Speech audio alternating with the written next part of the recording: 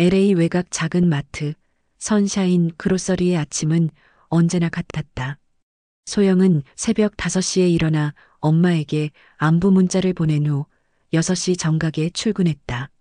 또 일찍 왔네. 사장 카렌이 차갑게 말했다. 그렇게 성실해봤자 내 월급이 오르는 건 아니야. 소영은 고개만 끄덕였다. 영어가 서툴렀지만 카렌의 말투에 담긴 냉소는 번역 없이도 이해할 수 있었다. 한국에서 수학과를 졸업했지만 여기서는 단순한 계산대 직원일 뿐이었다. 소영아, 재고 정리 좀 해줘. 데이브가 명령조로 말했다. 그는 부매니저 자리를 노리며 소영을 깔보는 걸 즐겼다. 재고실에서 소영은 묘한 위화감을 느꼈다. 라면 상자의 숫자가 맞지 않았다. 전산상으론 48개인데 실제론 36개. 그녀는 메모장에 조용히 기록했다. 뭘 그렇게 적고 있어? 데이브가 갑자기 나타났다. 아무것도 아니에요. 소영은 메모장을 재빨리 숨겼다. 카렌이 소영을 보는 눈빛엔 묘한 감정이 섞여 있었다. 미움과 동시에 죄책감? 소영은 그 이유를 몰랐다. 점심시간 청소부 마리아가 소영에게 김치를 나눠달라고 손짓했다. 언어는 통하지 않았지만 따뜻한 마음은 전해졌다. 한국에서 온 전화가 울렸다. 엄마의 수술비가 더 필요하다는 소식. 소영의 어깨가 무거워졌다. 엄마, 조금만 더 기다려요. 제가 꼭. 소영의 목소리가 떨렸다. 한국에서 온 소식은 절망적이었다. 엄마의 암이 전이되었고 수술을 미루면 위험하다는 것이었다. 야, 개인 전화는 쉬는 시간에 해. 카렌이 소리쳤다. 여긴 내 집이 아니야. 소영은 얼굴이 빨갛게 달아올랐지만 사과했다. 쏘리. 죄송합니다. 또 한국어 쓰네. 여긴 미국이야. 영어 못하면 나가. 카렌의 목소리에 다른 직원들도 쳐다봤다. 데이브가 비웃으며 끼어들었다. 소영, 내가 계속 이런 식이면 정말 문제가 될 거야. 이해하지? 그의 눈빛이 차갑게 변했다. 조용히 일만 해. 쓸데없는 일에 코 박지 말고. 재고실에서 소영은 또 다른 이상한 점을 발견했다. 캔디류가 체계적으로 빠져 있었다. 컴퓨터 기록과 실제 재고의 차이가 패턴을 보였다. 누군가 의도적으로 빼돌리고 있었다. 마리아. 소영이 청소부 마리아에게 다가갔다. 마리아는 그림으로 의사소통했다.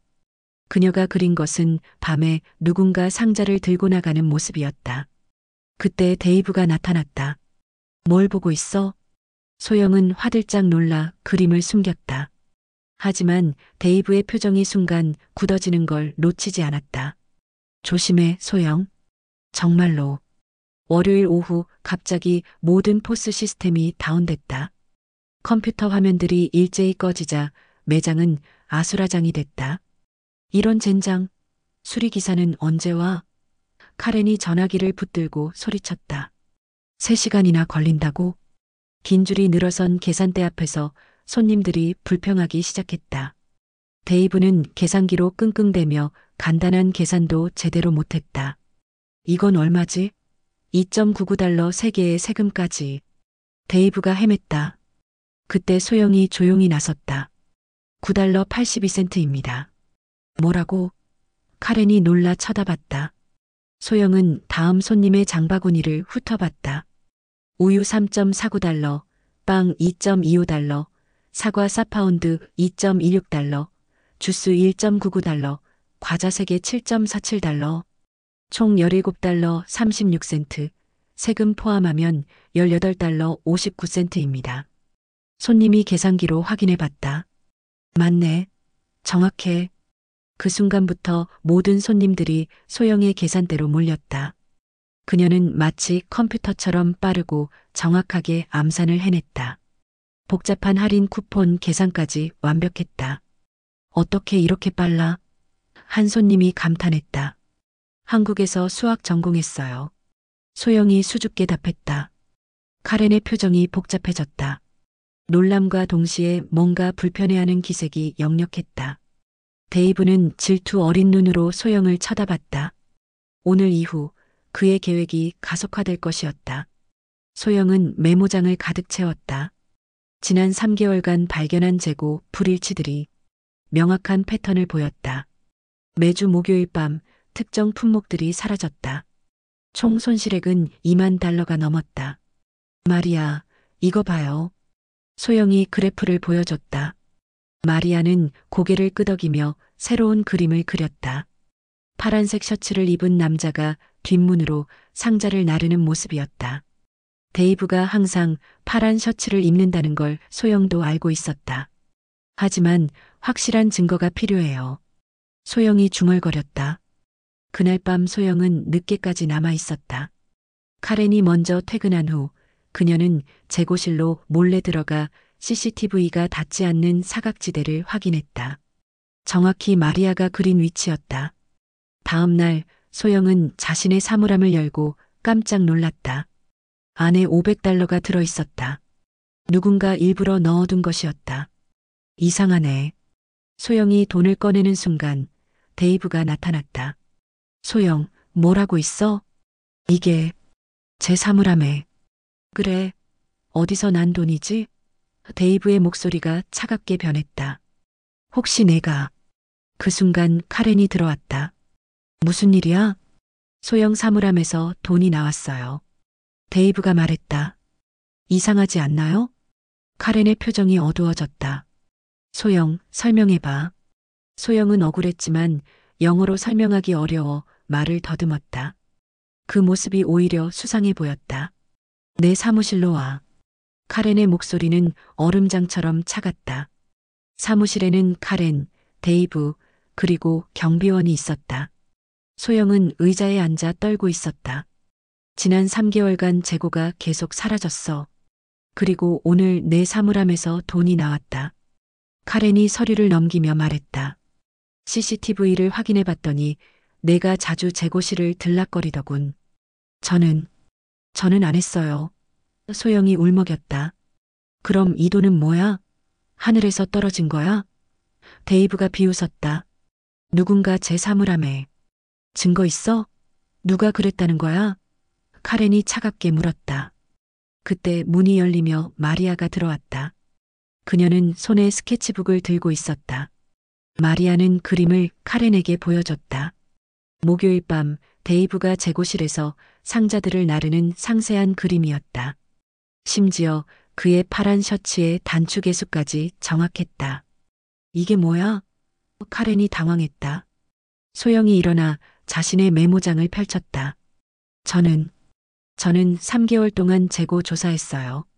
데이브 씨가 목요일마다. 그녀의 서툰 영어로도 숫자는 명확했다. 완벽한 손실 패턴 분석, 데이브의 근무 시간표와 일치하는 도난 시각, 심지어 그가 선택한 상품들의 전략까지 분석되어 있었다. 데이브의 얼굴이 파랗게 질렸다. 이건 조작된 거야. 하지만 숫자는 거짓말을 하지 않았다. 데이브가 주저앉으며 머리를 감쌌다. 그래, 내가 했어. 하지만 들어봐, 내게는 이유가 있었어. 카렌과 소영이 놀라 쳐다봤다. 6개월 전 우리 아버지가 심장마비로 쓰러지셨어. 보험이 안 되는 수술이 필요했고, 데이브의 목소리가 떨렸다. 그때 사채업자들이 나타났어. 쉽게 돈을 빌려준다고. 그는 주머니에서 사진을 꺼냈다. 휠체어에 앉은 노인과 어린 소녀가 함께 찍힌 사진이었다. 이게 우리 아버지야. 그리고 여동생 에밀리. 10살이야. 데이브가 흐느꼈다. 사채업자들이 에밀리를 위협했어. 돈 안 갚으면 다칠 거라고. 마리아가 데이브의 손을 잡았다. 그녀도 가난한 이민자의 고통을 이해했다. 매주 목요일 밤 그들이 지정한 물건들을 빼내야 했어. 안 그러면. 데이브가 에밀리 사진을 쥐었다. 내가 정말 나쁜 놈이야. 하지만 에밀리를 지키려고. 소영의 마음이 무거워졌다. 그녀도 가족을 위해 절망적으로 돈이 필요한 상황이었다. 그럼 내 사물함에 돈을 넣은 것도. 소영이 물었다. 미안해. 그들이 시킨 거야. 너에게 누명을 씌우라고. 데이브가 고개를 들지 못했다. 카렌이 복잡한 표정으로 데이브를 쳐다봤다. 그 사채업자들이 누구야? 블랙 다이아몬드라는 조직이야. 절대 건드리면 안 돼. 하지만 이건 시작에 불과했다. 카렌이 소영의 직원 서류를 뒤적거리다 멈췄다. 김소영. 아버지 이름이 김재호? 네, 맞아요. 소영이 고개를 끄덕였다. 사망 원인이 K 컨스트럭션 현장 사고? 카렌의 손이 떨리기 시작했다. 20년 전에 돌아가셨어요. 건설 현장에서 안전사고로. 카렌의 얼굴이 하얗게 질렸다. 그녀는 책상 서랍을 열어 오래된 사진을 꺼냈다. 이 사람이 내 아버지야? 사진 속에는 젊은 김재호가 동료들과 함께 웃고 있었다. 어떻게 이 사진을? 소영이 놀랐다. K 컨스트럭션은 내 남편 케빈이 운영하던 회사였어. 카렌의 목소리가 떨렸다. 그날 안전장비 예산을 깎으라고 한 사람이 바로 나였어. 소영이 숨을 삭히며 카렌을 쳐다봤다. 우리는 파산 직전이었고 나는 비용을 줄이라고 압박했어. 케빈은 반대했지만 카렌이 고개를 떨어뜨렸다. 그 결과가 내 아버지의 죽음이었어. 그래서 저를 미워한 게 아니야. 죄책감이었어.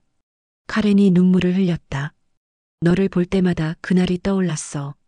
내가 죽인 사람의 딸이. 데이브와 마리아도 충격에 빠졌다.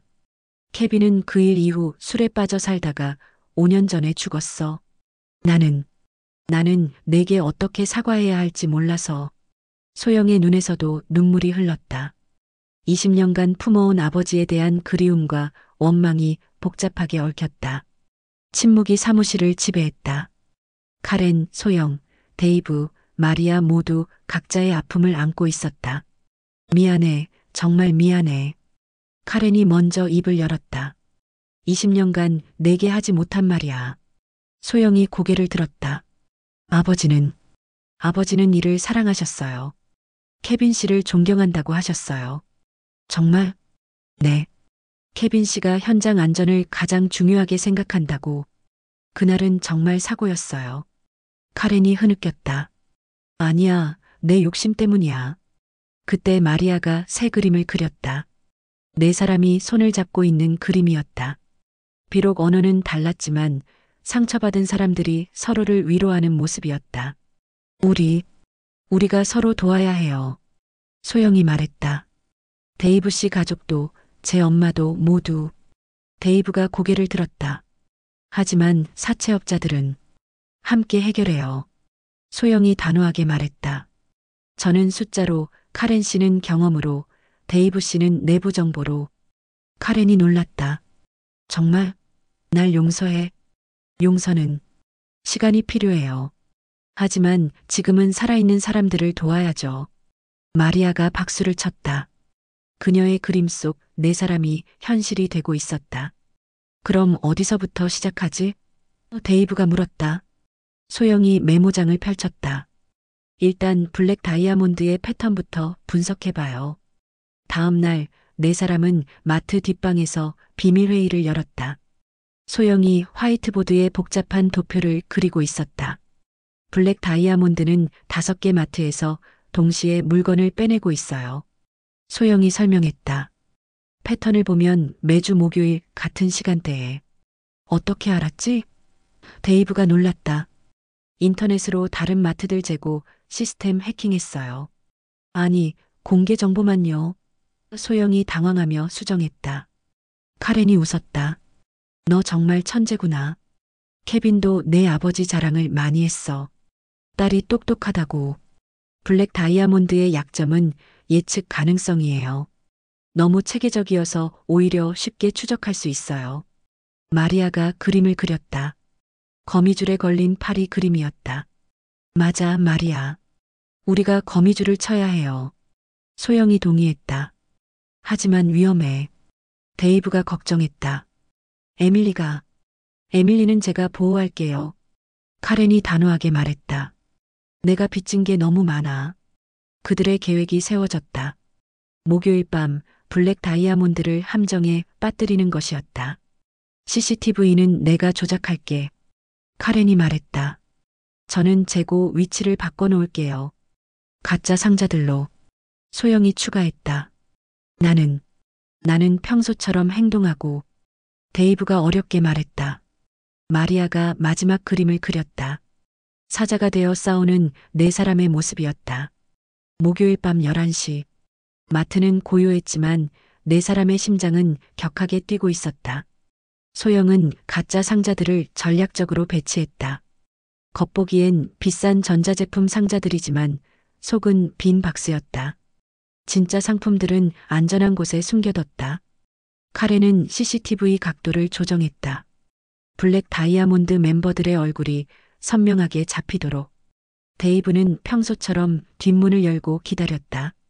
하지만 이번엔 몰래 녹음기를 작동시켜놨다. 마리아는 숨어서 실시간 스케치를 준비했다. 여기서 기다려. 블랙 다이아몬드의 리더 토니가 나타났다. 뭔가 이상한데? 뭐가 이상하다는 거야? 데이브가 연기했다. 평소보다 조용해. 그리고 저 상자들 위치가 다르잖아. 소영이 숨이 막혔다. 놓친 부분이 있었나? 아, 그거. 재고 정리 때문에 위치 바꾼 거야. 데이브가 자연스럽게 거짓말했다. 토니가 상자를 하나 들어봤다. 너무 가벼웠다. 이 상자, 비어 있잖아. 바로 그 순간 경찰 사이렌이 울렸다. 카렌이 미리 신고해둔 것이었다. 배신했구나. 토니가 데이브의 멱살을 잡았다. 에밀리는 어쩔 거야? 우리가 잡히면 내 여동생도 위험해진다. 데이브가 주저하는 순간 소영이 나타났다. 에밀리는 안전해요. 이미 보호받고 있어요. 경찰들이 마트를 둘러쌌다. 토니와 그의 부하들은 출구가 막혔음을 깨달았다. 데이브, 넌 끝났어. 토니가 위협했다. 아니에요. 소영이 녹음기를 들었다. 모든 대화가 녹음됐어요. 협박, 공갈, 도난 교사까지. 너 누구야? 김소영입니다. 그리고 이건 제 친구들이에요. 카렌이 경찰과 함께 들어왔다. 토니 마르케스, 당신은 체포됩니다. 증거가 뭐 있다고? 소영이 노트북을 열었다. 3개월간 수집한 데이터, CCTV 영상, 녹음 파일, 그리고 마리아의 스케치북을 보여줬다. 목격자의 증언까지요. 토니의 얼굴이 경직됐다. 설마 청소부 할멈 그림을?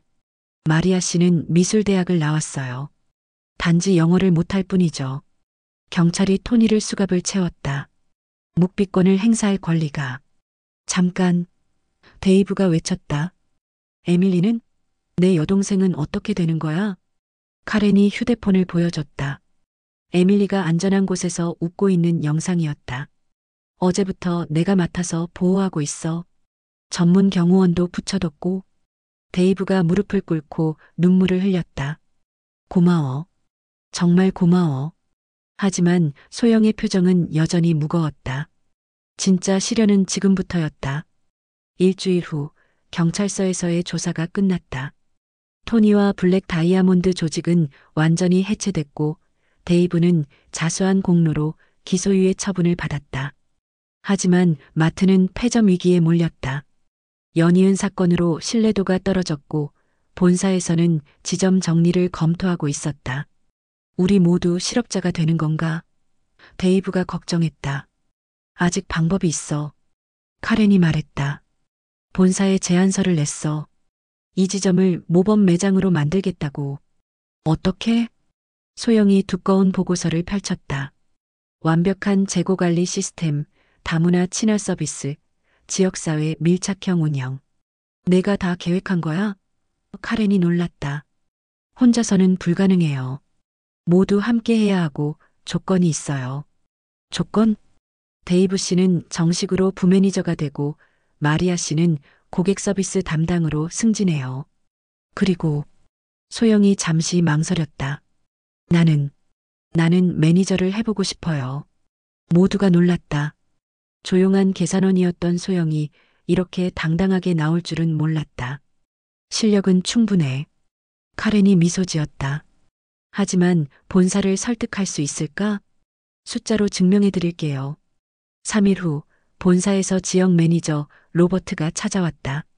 그는 회계사 출신으로 냉철하고 까다롭기로 유명했다. 카렌, 이 난장판을 어떻게 설명할 거야? 로버트가 차갑게 물었다. 로버트, 잠깐만 들어봐. 우리에게 새로운 계획이, 계획? 도둑질이나 일어나는 지점에 무슨 계획이 있다고? 그때 소영이 나섰다. 안녕하세요, 김소영입니다. 아, 그 유명한 암산 직원? 소문 들었어. 소영이 프레젠테이션을 시작했다. 지난 3개월간 분석 결과 우리 마트의 진짜 문제는 도난이 아니라 시스템 오류였습니다. 무슨 뜻이야? 재고 관리 프로그램에 버그가 있어서 실제 손실이 2배로 계산됐어요. 도난은 실제 손실의 30%에 불과했습니다. 로버트가 서류를 뒤적였다. 그럼 나머지 70%는? 유통기한 관리 미숙, 진열 오류, 발주 시스템 오류. 모두 개선 가능한 문제들이에요. 소영이 그래프를 보여줬다. 체계적이고 논리적인 분석에 로버트의 표정이 바뀌었다. 이 분석 누가 했지? 소영이요. 카렌이 자랑스럽게 답했다. 한국에서 수학과 졸업하고 데이터 분석 전문가예요. 데이브가 덧붙였다. 로버트가 소영을 다시 쳐다봤다. 그래서 제안이 뭔가? 우리가 원하는 건 간단해요. 소영이 화이트보드 앞에 섰다. 3개월 기회를 주세요. 매출 20% 상승, 손실 50% 감소를 약속드릴게요. 어떻게? 첫째, AI 기반 재고 관리 시스템 도입. 제가 직접 프로그래밍 했어요. 소영이 노트북으로 시연했다. 실시간 재고 추적, 유통기한 알림, 자동 발주 시스템이 완벽하게 작동했다. 둘째, 다문화 고객 서비스. 마리아 씨가 히스패닉 고객들과의 소통을 담당하고 저는 아시안 커뮤니티를, 데이브 씨는 기존 고객들을 관리해요. 마리아가 그림으로 번역한 고객 안내판을 보여줬다. 영어, 스페인어, 한국어, 중국어로 된 친절한 안내문이었다. 셋째, 지역사회 밀착 서비스. 경로식당 도시락 공급, 학생 할인, 이민자 생활용품 코너. 로버트가 계산기를 두드렸다. 초기 투자 비용은 $5,000면 충분해요. 대부분 제가 무료로 개발한 시스템이거든요. 그리고 인건비는 현재와 동일해요. 단지 역할 분담만 바뀌는 거예요. 로버트가 고민에 빠졌다. 만약 실패하면? 실패하면 모두 책임질게요. 카렌이 나섰다. 제가 20년간 쌓은 경력을 걸겠어요. 데이브와 마리아도 고개를 끄덕였다. 로버트가 한참 생각하더니 말했다. 좋아, 3개월 줄게. 하지만 조건이 있어. 조건이 뭔가요? 소영이 긴장하며 물었다. 로버트가 찬찬히 말했다. 매출 20% 상승이 아니라 30% 상승. 그리고 2개월 안에 달성해야 해. 모두가 숨을 삼켰다. 불가능에 가까운 조건이었다. 그리고 하나 더. 타 지점에서 벤치마킹을 나올 텐데 그들을 완전히 납득시켜야 해. 다른 지점에서 온다고요? 맞아. 우리 체인 중 1등과 2등 매장의 매니저들이 와서 평가할 거야. 그들이 인정하지 않으면 계획은 취소야. 카렌이 당황했다. 그 두 매장은 베벌리힐스와 산타모니카 지점이잖아. 완전히 다른 급이야. 그래서 더 확실한 테스트지. 로버트가 차갑게 웃었다. 소영이 잠시 계산을 했다. 언제부터 시작인가요? 내일부터. 그리고 김소영, 내가 이 프로젝트의 리더야. 성공하면 정식 매니저 임명서를 주겠어. 정말요? 난 실패하면 전원 해고야. 예외 없이. 무거운 침묵이 흘렀다. 데이브가 에밀리를 생각하며 불안해했고 마리아는 초조하게 연필을 굴렸다. 소영이 깊이 숨을 쉬고 일어났다. 해보겠습니다.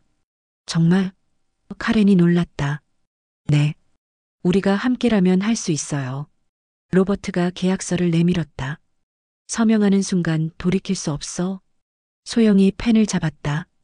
손은 떨렸지만 결심은 확고했다. 다음 날 아침 마트는 완전히 달라져 있었다.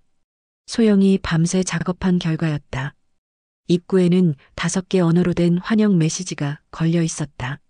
마리아의 그림과 함께 따뜻한 분위기를 연출했다. 와, 정말 달라졌네.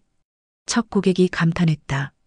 데이브는 새로운 유니폼을 입고 고객 응대에 집중했다. 예전의 무뚝뚝함은 사라지고 진심 어린 서비스를 보였다. 마리아는 히스패닉 고객들과 스페인어로 대화하며 필요한 상품을 안내했다. 언어 장벽이 사라지자 고객들의 만족도가 눈에 띄게 향상됐다. 소영, 이 시스템 정말 대단해. 카렌이 포스 화면을 보며 놀랐다. 실시간으로 매출이 업데이트되고 재고 상황까지 한눈에 파악됐다. 하지만 오후에 예상치 못한 문제가 발생했다. 시스템이 다운됐어. 데이브가 소리쳤다. 모든 컴퓨터가 먹통이 되자 긴 줄이 늘어서기 시작했다. 어떻게 하지? 카렌이 당황했다. 소영이 침착하게 말했다. 챕터 3처럼 해요. 그녀는 계산기를 내려놓고 암산으로 계산을 시작했다. 하지만 이번엔 혼자가 아니었다. 저도 도와드릴게요. 데이브가 나섰다. 간단한 계산은 그도 할 수 있었다. 마리아는 고객들을 정리하며 기다려달라고 그림으로 설명했다. 카렌은 시스템 복구에 전념했다. 30분 후 모든 문제가 해결됐다. 오히려 고객들은 직원들의 팀워크에 감동했다. 첫날 치고는 나쁘지 않네. 소영이 매출을 확인하며 미소 지었다. 하지만 진짜 시험은 지금부터였다. 일주일 후 베벌리힐스 지점의 매니저 제시카가 나타났다. 그녀는 명품 정장을 입고 완벽한 메이크업을 한 채 마트를 둘러봤다. 이게 그 유명한 기적의 마트? 제시카의 목소리에 조롱이 섞여 있었다. 생각보다 별로네.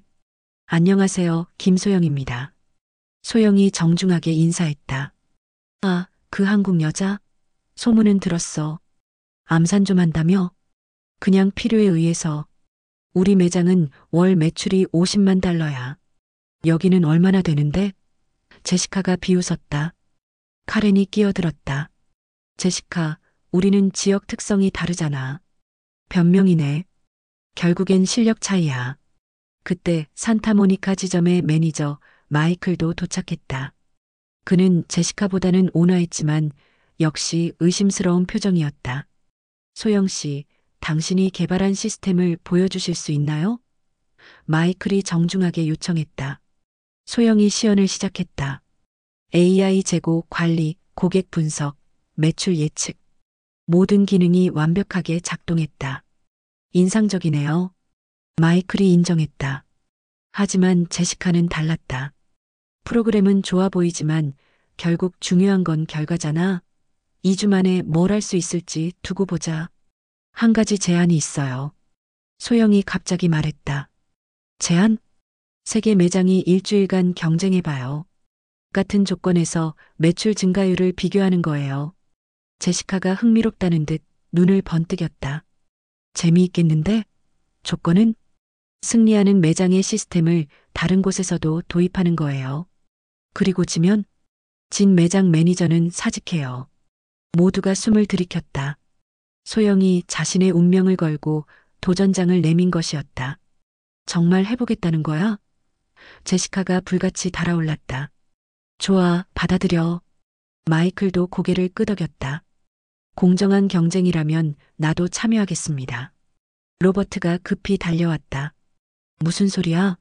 그런 내기를 서면으로 계약할게요. 소영이 단호하게 말했다.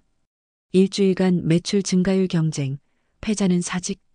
소영, 너 정신 나갔어? 카렌이 걱정했다. 아니에요. 이게 우리가 증명할 수 있는 유일한 방법이에요. 데이브가 소영의 어깨에 손을 얹었다. 우리가 함께 할게. 마리아도 격려의 그림을 그렸다. 작은 다윗이 거대한 골리앗에 맞서는 그림이었다.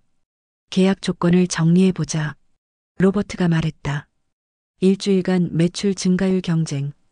기준점은 각 매장의 지난달 평균 매출. 소영이 설명했다. 우리 매장은 이미 높은 수준이라 불리해. 제시카가 항의했다. 그래서 증가율로 하는 거예요. 공평하죠. 좋아. 마이클이 동의했다. 그럼 언제부터? 내일부터 일주일. 계약서에 세 사람이 서명했다. 소영의 손은 떨렸지만 눈빛은 확고했다. 그날 밤 네 사람은 늦게까지 작전회의를 했다. 우리의 장점이 뭘까? 소영이 물었다. 팀워크? 데이브가 답했다. 다양성? 카렌이 추가했다. 마리아가 그림을 그렸다. 하나하나는 약하지만 함께 뭉치면 강해지는 나뭇가지들이었다. 맞아요. 우리만의 강점을 살려봐요. 경쟁 첫날 세 매장 모두 전력을 다했다. 베벌리힐스 지점은 고급 상품 진열과 VIP 서비스로 승부했다. 산타모니카 지점은 체계적인 마케팅과 프로모션으로 대응했다. 하지만 선샤인 그로서리는 달랐다. 좋은 아침이에요. 마리아가 히스패닉 고객들을 반겼다. 안녕하세요. 소영이 한국인 고객들에게 인사했다. 웰컴. 데이브가 기존 고객들을 맞이했다. 각자의 언어로 소통하자 고객들의 반응이 달랐다. 단순한 쇼핑이 아니라 소통의 장이 된 것이었다. 이 김치 어떻게 먹는 거예요? 호기심 많은 멕시코 여성이 물었다. 소영이 설명하자 마리아가 그림으로 보완했다. 다른 고객들도 관심을 보이며 모여들었다. 우리도 타코 만드는 법 알려드릴게요. 히스패닉 아주머니가 제안했다. 자연스럽게 요리 교실이 시작됐다. 서로 다른 문화의 음식을 나누며 웃음꽃이 피었다. 이런 마트는 처음이야. 한 고객이 감탄했다. 둘째 날에는 더 놀라운 일이 일어났다. 고객들이 친구들을 데려오기 시작한 것이었다. 여기 정말 특별해. 꼭 와봐야 해. 입소문이 퍼지면서 매출이 급상승했다. 셋째 날 제시카가 정차를 왔다. 뭔가 이상해. 고객들 표정이 너무 밝아. 뭔가 속임수를 쓰고 있는 건 아닐까? 그녀가 의심했다.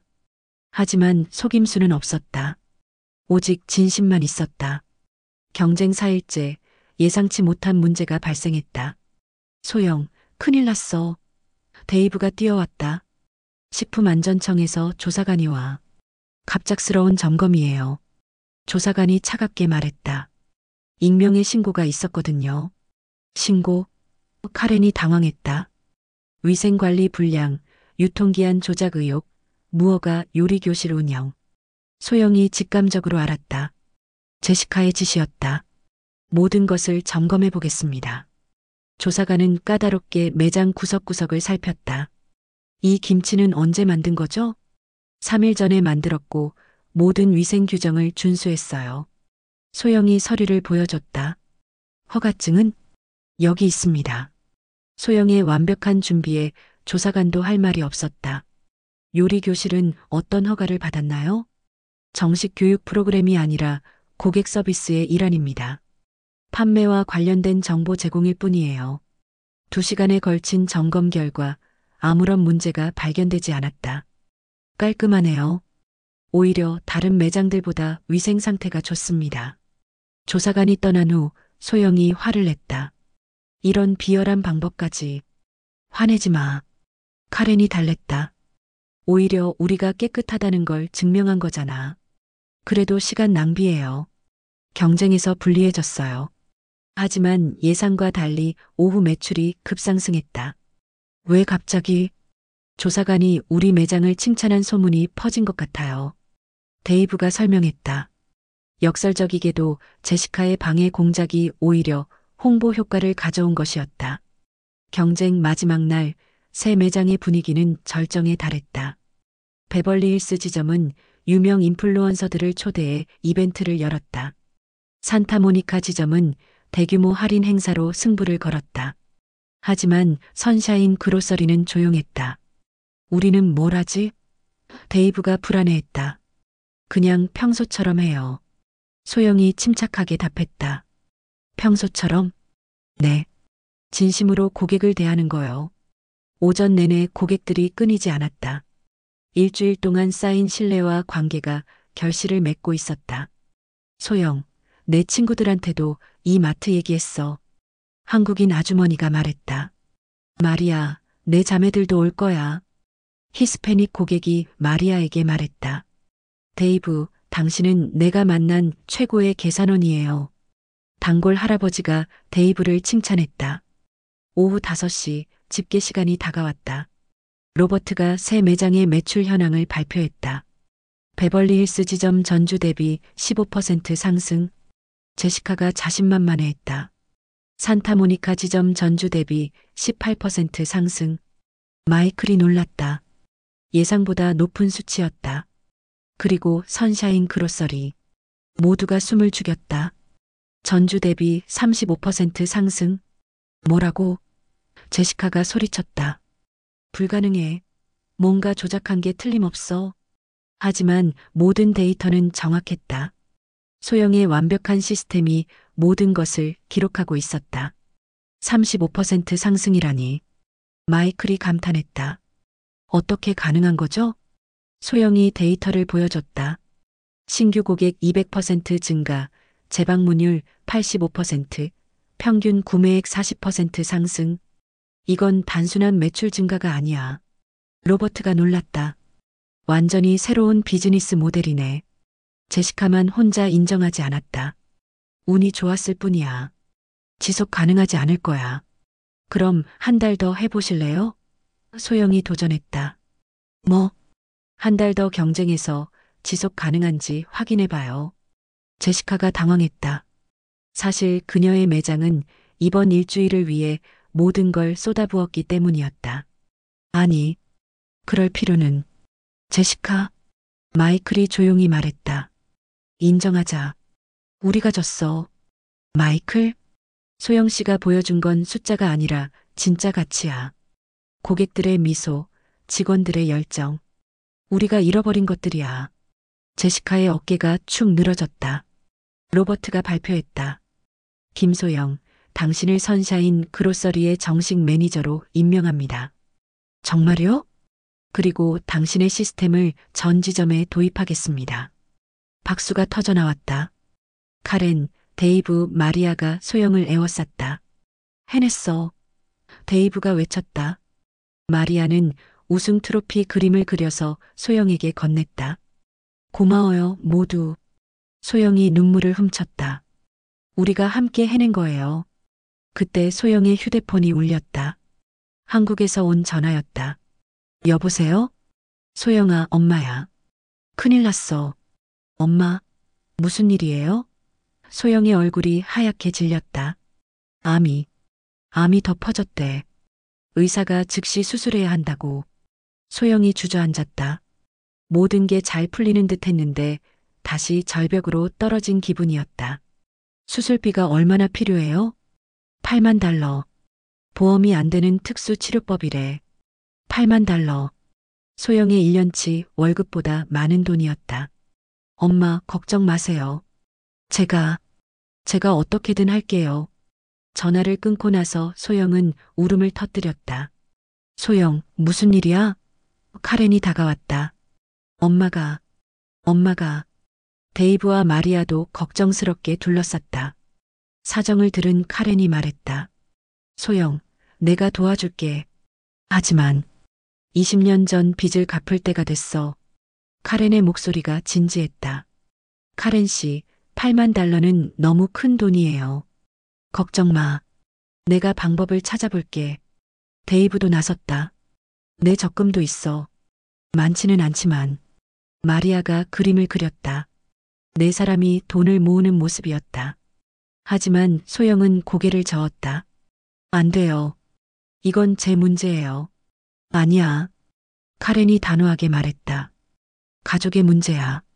그날 밤 소영은 잠들 수 없었다. 승리의 기쁨은 온데간데였고 오직 엄마 걱정뿐이었다. 다음 날 아침 제시카가 갑자기 찾아왔다. 소영, 잠깐 얘기 좀 할까? 무슨 일이세요? 어제 경쟁에서 진 것. 인정해. 내가 정말 대단해. 소영이 놀랐다. 제시카가 이렇게 나올 줄은 몰랐다. 그런데 제안이 하나 있어. 제안이요? 우리 본사에서 전국 체인점 관리자를 찾고 있거든. 연봉이 15만 달러야. 소영이 숨을 삼켰다. 현재 연봉의 3배가 넘는 금액이었다. 물론 뉴욕으로 이사해야 하지만 내 실력이면 충분히 가능해. 뉴욕이요? 그래. 어때? 관심 있어? 소영이 고민에 빠졌다. 15만 달러면 엄마 수술비는 물론 앞으로의 치료비도 충분했다. 언제까지 답을 주면 돼요? 이번 주 안에. 빨리 결정해야 해. 제시카가 떠난 후 소영은 동료들에게 이 사실을 털어놓았다. 가야지. 데이브가 즉시 답했다. 엄마를 위해서라도. 하지만 카렌의 표정은 복잡했다. 소영의 결정을 존중해야겠지만 아쉬워. 마리아가 슬픈 그림을 그렸다. 새 한 마리가 둥지를 떠나는 그림이었다. 저도 모르겠어요. 소영이 고민했다. 그날 밤 소영은 혼자 마트에 남아 생각에 잠겼다. 한편으로는 엄마의 생명이 걸린 문제였고 다른 한편으로는 함께 꿈을 이뤄온 동료들이 있었다. 아직 안 갔어? 카렌이 나타났다. 생각을 정리하고 있어요. 뭐가 그렇게 복잡해? 가면 되는 거잖아. 정말 그렇게 생각해요? 카렌이 잠시 침묵했다. 솔직히 말하면 가지 않았으면 좋겠어. 왜요? 너 없으면 우리는 다시 예전으로 돌아갈 거야. 그냥 평범한 동네 마트로. 소영이 고개를 돌렸다. 하지만 내 엄마가 더 중요하지. 가족보다 중요한 건 없어. 그때 데이브가 들어왔다. 소영, 혹시 여기 있을까 해서. 데이브 씨도 가라고 하실 거죠? 당연하지. 하지만 그가 주저했다. 하지만 에밀리가 내가 떠나면 안 된다고 그러더라. 에밀리가요? 응. 소영 언니가 가르쳐준 수학이 너무 재미있다고. 꿈이 수학자가 되는 거래. 소영의 마음이 더욱 복잡해졌다. 마리아가 나타나 새로운 그림을 보여줬다. 갈래길에 선 사람의 그림이었다. 한쪽은 황금으로 가득한 길이고 다른 쪽은 사람들과 함께하는 길이었다. 정답이 뭘까요? 소영이 중얼거렸다. 정답은 없어. 카렌이 말했다. 내 마음이 가는 곳이 답이야. 이틀 후 소영은 여전히 결정을 내리지 못했다. 제시카가 재촉 전화를 걸어왔다. 소영, 답을 들어야겠는데? 조금만 더 시간을 주세요. 내일까지야. 더 늦으면 기회가 없어. 전화를 끊고 나서 소영은 한국에 있는 엄마에게 전화했다. 엄마, 저 뉴욕으로 이직하게 될 것 같아요. 정말? 그럼 돈 걱정은 없겠네? 네, 엄마 수술비도 충분히 마련할 수 있어요. 그런데 엄마의 반응이 예상과 달랐다. 소영아, 넌 지금 행복하니? 네. LA에서 일하면서 행복하냐고. 소영이 잠시 생각했다. 네. 행복해요. 그럼 굳이 떠날 필요 없지 않을까? 하지만 엄마 수술비가. 그건 내 문제야. 내가 행복한 게 더 중요해. 엄마. 소영아, 내 아버지가 왜 건설 일을 했는지 아니? 돈 때문에. 아니었나요? 아니야. 뭔가를 만드는 게 좋아서였어. 사람들이 살 집을 짓는다는 자부심 때문이었지. 소영의 마음에 무언가가 꿈틀거렸다. 엄마는 내가 아버지처럼 자부심을 가지고 일했으면 좋겠어. 돈만을 위해서가 아니라. 전화를 끊고 나서 소영은 마트를 둘러봤다. 지난 몇 개월간 변화된 모든 것들이 눈에 들어왔다. 웃으며 쇼핑하는 고객들, 자신 있게 일하는 데이브, 그림으로 소통하는 마리아, 그리고 진심으로 사과했던 카렌. 이게 내가 만든 거야. 소영이 혼잣말했다. 그날 밤 늦게 소영의 휴대폰이 울렸다. 모르는 번호였다. 여보세요? 김소영 씨인가요? 저는 마크 존슨이라고 합니다. 누구세요? 실리콘밸리 투자회사 대표입니다. 당신의 소문을 들었어요. 소영이 긴장했다. 한국인 천재가 작은 마트를 혁신시켰다는 소문 말이에요. 아, 그냥 직접 만나서 얘기하고 싶습니다. 제가 투자하고 싶은 아이디어가 있거든요. 투자요? 네. 당신의 시스템을 전국에 확산시키는 겁니다. 초기 투자금만 50만 달러를 생각하고 있어요. 소영이 숨을 삼켰다. 50만 달러면 엄마 수술비는 물론이고 언제 만날 수 있나요? 내일 당신 매장으로 가겠습니다. 오후 2시 어떤가요? 네, 좋습니다.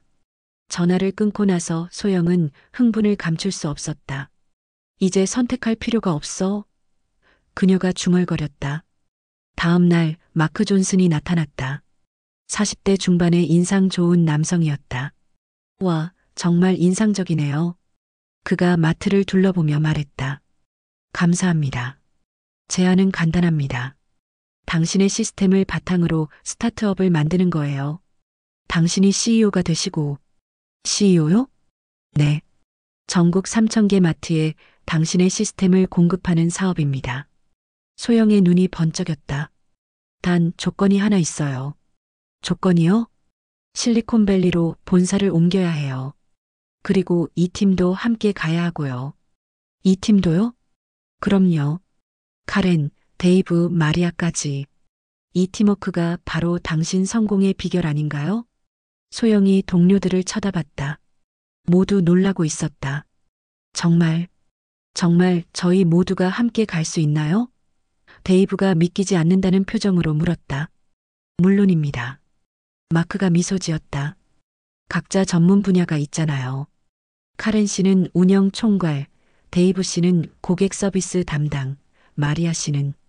그가 마리아의 그림들을 봤다. 디자인 및 마케팅 총괄이면 어떨까요? 마리아가 눈을 번쩍였다. 평생 청소부로만 살았던 그녀에게는 꿈 같은 일이었다. 연봉은 어떻게 되나요? 카렌이 현실적인 질문을 했다. 소영 씨는 20만 달러, 나머지 분들은 8만 달러부터 시작해요. 회사가 성공하면 스톡 옵션으로 훨씬 더 많이 받을 수 있고요. 모두가 숨을 삼켰다. 언제까지 답을 주면 되나요? 소영이 물었다. 일주일 주겠습니다. 충분히 생각해 보세요. 마크가 떠난 후 네 사람은 한참을 말없이 있었다. 꿈 같은 일이네. 데이브가 먼저 입을 열었다. 에밀리는 어떡하지? 실리콘밸리에는 좋은 학교가 많아.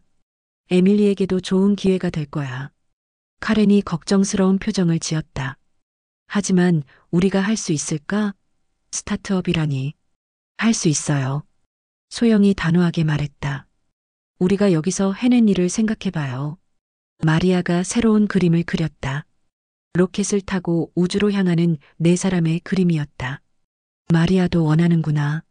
소영이 웃었다. 그날 저녁 소영은 엄마에게 전화했다. 엄마, 제게 정말 좋은 기회가 생겼어요. 모든 상황을 설명하자 엄마가 말했다. 그럼 가야지. 아버지도 자랑스러워 하실 거야.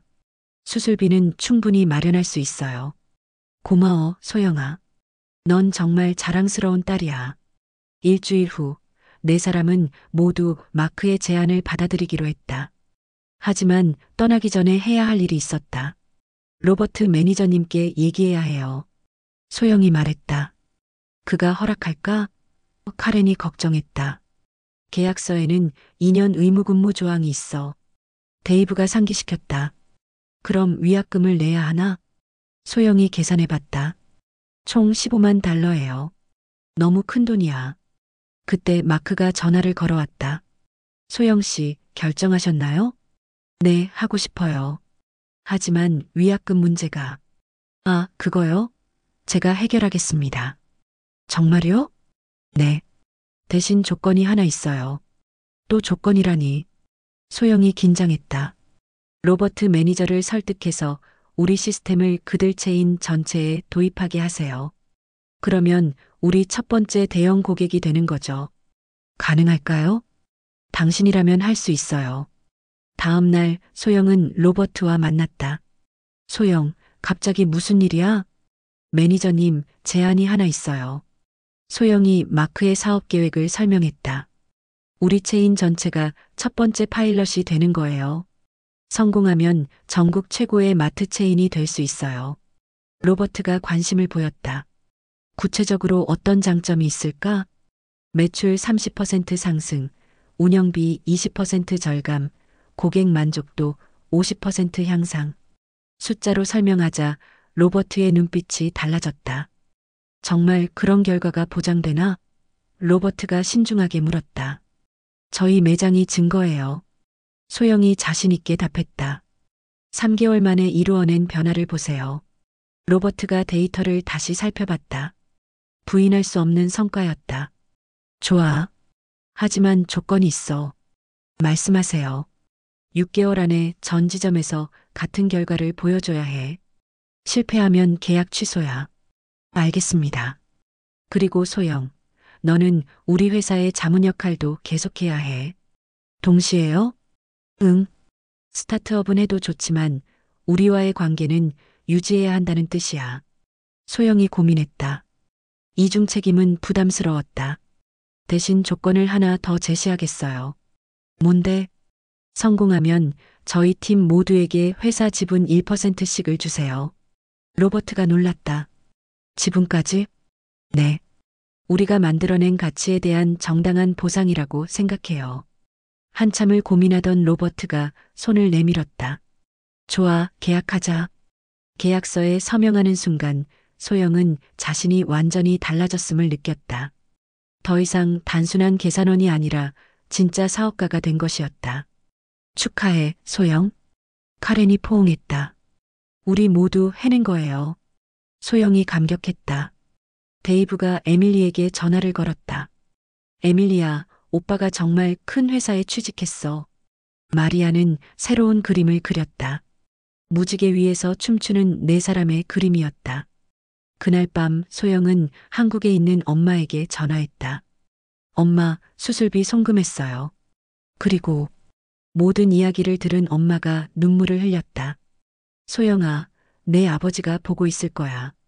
정말 자랑스럽다고 말이야.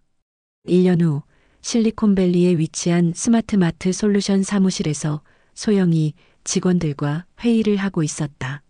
3분기 매출이 500만 달러를 넘었습니다. 데이브가 보고했다. 전국 500개 매장에서 우리 시스템을 사용하고 있어요. 카렌이 추가했다. 마리아가 만든 디자인은 업계 표준이 되었고 여러 디자인 상까지 받았다. 다음 목표는 해외 진출이에요. 소영이 말했다. 한국부터 시작해서 아시아 전체로 확장할 계획이에요. 회의가 끝나고 소영은 창밖을 바라봤다. 멀리 LA가 보였다. 그립지? 카렌이 다가왔다. 때때로요. 하지만 후회는 없어요. 나도. 여기 와서 정말 많이 배웠어. 데이브가 들어왔다. 소영, 에밀리가 수학 경시대회에서 1등했대. 정말? 응, 소영이 가르쳐준 방법 덕분이래. 마리아가 축하 케이크를 들고 나타났다. 그녀가 직접 디자인한 아름다운 케이크였다. 고마워 마리아. 소영이 영어로 말했다. 마리아도 이제 영어를 배우고 있었고 소영은 스페인어를 배우고 있었다. 그날 저녁 소영은 한국에서 완치된 엄마와 화상 통화를 했다. 소영아, 내가 미국에 놀러 갈 수도 있겠네? 물론이죠. 저희 새 집에서 며칠 머무르세요. 정말 자랑스러워. 내가 이렇게 큰 사업을 하게 될 줄이야. 엄마 덕분이에요. 엄마가 포기하지 않으라고 하셨잖아요. 화상 통화를 끝내고 소영은 책상 위에 사진을 봤다. 선샤인 그로서리에서 네 사람이 함께 찍은 사진이었다. 모든 게 그 작은 마트에서 시작되었다. 2년 후 소영은 다시 LA의 선샤인 그로서리를 찾았다. 이제는 완전히 새롭게 단장된 모습이었다. 소영? 새로운 매니저가 반겼다. 우리 매장의 전설이잖아요. 매장 입구에는 소영과 동료들의 사진이 창립자들이라는 제목으로 걸려 있었다. 여기서 모든 게 시작됐죠. 소영이 추억에 잠겼다. 그때 익숙한 목소리가 들렸다. 소영? 돌아보니 마리아가 있었다. 하지만 청소부 유니폼이 아니라 정장을 입고 있었다. 마리아, 여기 왜 와요? 오늘 새 직원 교육하러 왔어요. 우리 회사 프로그램이잖아요. 맞았다. 스마트 마트 솔루션의 신입 직원들은 모두 선샤인 그로서리에서 실습을 받았다. 데이브는 어디 있어요? 회의실에서 교육 중이에요. 회의실로 가보니 데이브가 20여 명의 신입 직원들에게 강의하고 있었다. 고객 서비스의 핵심은 진심입니다. 기술이나 시스템은 도구일 뿐이에요. 수강생 중 한 명이 손을 들었다. 그럼 기술은 별로 중요하지 않다는 말씀인가요? 아니요. 뒤에서 소영이 답했다. 기술은 진심을 전달하는 방법을 더 좋게 만들어줍니다. 소영? 데이브가 반가워했다. CEO님, 수강생들이 일어섰다. 앉으세요. 저도 여러분과 같은 신입이었어요. 소영이 웃었다. 정말요? 네. 2년 전 이 계산대에서 일했어요. 한 수강생이 질문했다. 어떻게 이렇게 성공하셨어요? 소영이 잠시 생각했다. 진정한 계산은 손익계산이 아니라 사람의 마음을 더하고 빼는 거였어요. 무슨 뜻인가요? 미움을 빼고 사랑을 더하고 의심을 빼고 신뢰를 더하고 절망을 빼고 희망을 더하는 것. 그게 진짜 기적을 만드는 계산법이에요. 교육이 끝나고 소영은 혼자 매장을 둘러봤다. 처음 일했던 계산대 앞에서 멈춰섰다. 그때 한 아이가 엄마 손을 잡고 지나가며 말했다. 엄마, 나중에 저기서 일하고 싶어요. 왜? 저기서 일하면 기적을 만들 수 있대요. 소영이 미소 지었다. 진짜 기적은 숫자가 아니라 꿈을 심어주는 것이었다. 그날 저녁 네 사람은 다시 모였다. 마리아가 마지막 그림을 꺼냈다. 네 사람이 손을 잡고 별이 된 그림이었다. 우리는 정말 별이 됐네요. 소영이 감격했다. 그 순간 소영은 깨달았다. 계산대 너머의 진짜 기적은 성공이나 돈이 아니라 서로 다른 사람들이 하나의 꿈을 향해 함께 걸어가는 것이었다. 그리고 진정한 계산은 손익이 아니라 사람의 마음을 더하고 빼는 것이었다. 오늘 준비한 영상은 여기까지입니다. 이야기가 마음에 드셨다면 좋아요와 구독 부탁드립니다. 더 재밌는 영상으로 찾아뵙겠습니다. 감사합니다.